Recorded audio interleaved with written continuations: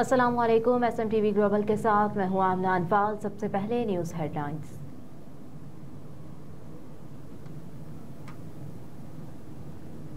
रावलपिंडी में multi national joint special forces की मश्क फजरुल शर्क पंजम इख्तिताम पजीर हो गई।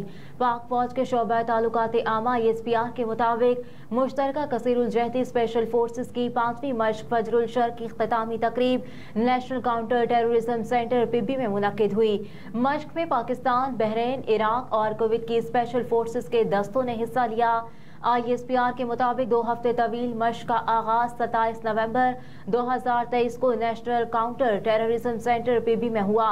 Inspector general training and aviation, director general military training के साथ बतौर मेहमान खुसूसी इख्तितामी तकरीब में शिरकत की।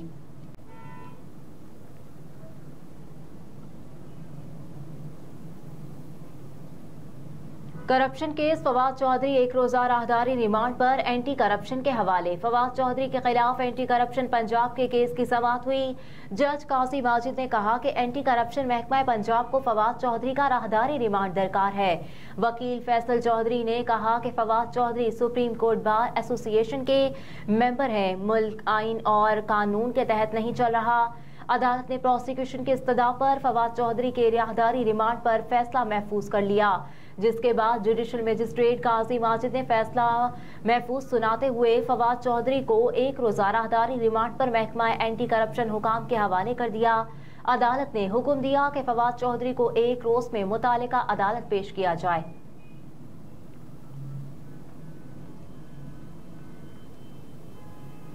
9 मई के मुकदमात शेख रशीद और शेख राशिद शफीक की अबूरी जमानतों में तोसी। साबिक वज़ीर दाखिला शेख रशीद और शेख राशिद शफीक के खिलाफ मई के दर्ज मुकदमात के खिलाफ समाअत हुई। इंसदादी दहशतगर्दी अदालत के जज मलिक एजाज आसिफ ने समाअत की। शेख रशीद और शेख राशिद शफीक अपने वकील सरदार अब्दुल रज़ाक के हमरा अदालत में पेश हुए। शेख रशीद के खिलाफ मुकदमात का तमाम रिकॉर्ड अदालत में पेश कर दिया गया। सरकारी वकला ने हतमी दलाल के लिए 4 जनवरी तक वक्त देने की इस्तदा कर दी। अदालत ने हतमी दलाल के सरकारी वकला की इस्तदा मंजूर करते हुए समाअत मुलतवी कर दी।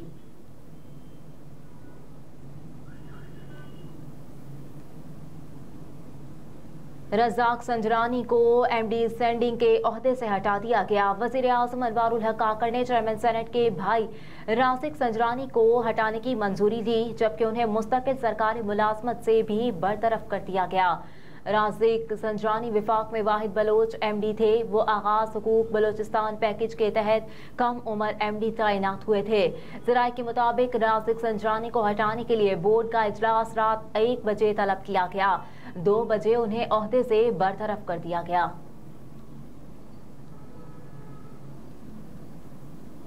सानिया सियालकोट मुजरिमों की सजा के खिलाफ अपीलें समाअत के लिए मुकर्रर।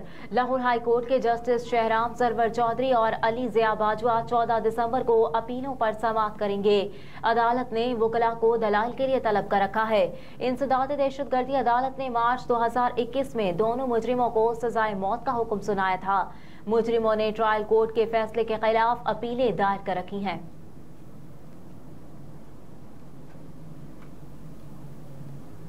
कराची में शौहर ने मुबैना तौर पर बीवी को गोलियां मार दी। शदीद जख्मी अस्पताल मुंतकिल कर दिया गया।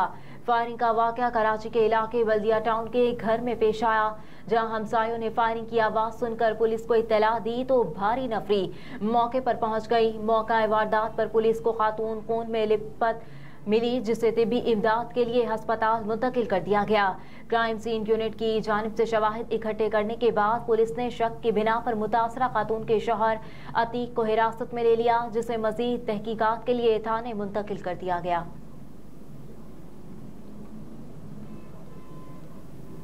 स्टेट बैंक मॉनेटरी पॉलिसी का ऐलान 12 दिसंबर को करेगा। स्टेट बैंक के मुताबिक ज़रई पॉलिसी कमेटी का इजलास 12 दिसंबर बरोज मंगल को स्टेट बैंक पाकिस्तान कराची में होगा। मॉनेटरी पॉलिसी कमेटी इजलास में ज़रई पॉलिसी का फैसला करेगी। स्टेट बैंक की जानिब से 12 दिसंबर को ही प्रेस रिलीज के जरिए ज़रई पॉलिसी बयान जारी कर दिया जाएगा। माहिरीन के मुताबिक मॉनेटरी पॉलिसी कमेटी के इजलास में मुमकिना तौर पर शरह सूद में कमी का ऐलान मुतवक्के है, जबकि शरह सूद में 50 से 100 बेसिस पॉइंट्स कम हो सकते हैं।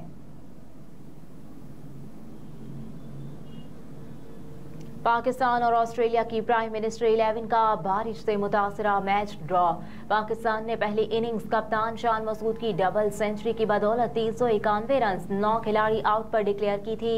इसके जवाब में पीएम 11 ने 4 विकेटों के नुकसान पर 367 रन बनाए। ऑस्ट्रेलिया के प्राइम मिनिस्टर 11 के Matt Renshaw 136, Cameron Bancroft 53, Cameron Green 46, Marcus Harris 49 और नेथन मैकस्वेल ने 40 रन बनाकर आउट हुए। पाकिस्तान की जानिब से खुरम शहजाद, फहीम अशरफ, इमरान अहमद और इमामुल हक ने एक एक विकेट हासिल की। पाकिस्तान और न्यूजीलैंड विमेंस क्रिकेट टीम के दरमियान बारिश से मुतासरा तीसरा T20 मैच डिकवर्थ लुइस मेथड के तहत न्यूजीलैंड विमेंस टीम ने 6 रन से जीत लिया। न्यूजीलैंड विमेन टीम ने सीरीज का ये तीसरा और आखिरी T20 मैच जीता, लेकिन सीरीज 2-1 से पाकिस्तान विमेन टीम के नाम रही। पाकिस्तान और न्यूजीलैंड विमेंस क्रिकेट टीमों के दरमियान T20 मैचों की सीरीज का तीसरा मैच बारिश से मुतासर हो गया। तीसरे T20 में न्यूजीलैंड विमेंस टीम ने टॉस जीतकर पहले फील्डिंग का फैसला किया। पाकिस्तान ने मुकर्ररा ओवर्स में 5 विकेटों पर 137 रन बनाए। सिद्रा अमीन 43 रन बनाकर नुमाया रहीं।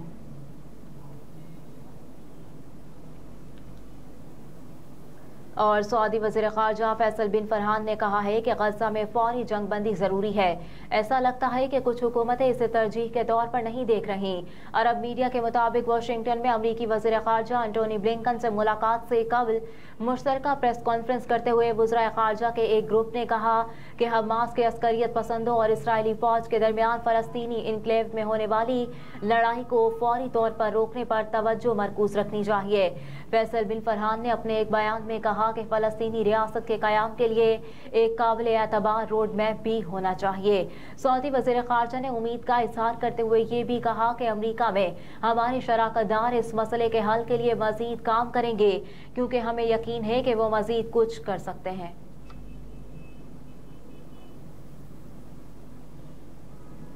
हेडलाइंस आप जान चुके। न्यूज़ स्टूडियो से फिल वक्त इतना ही। आप देखते रहिए SMTV ग्लोबल।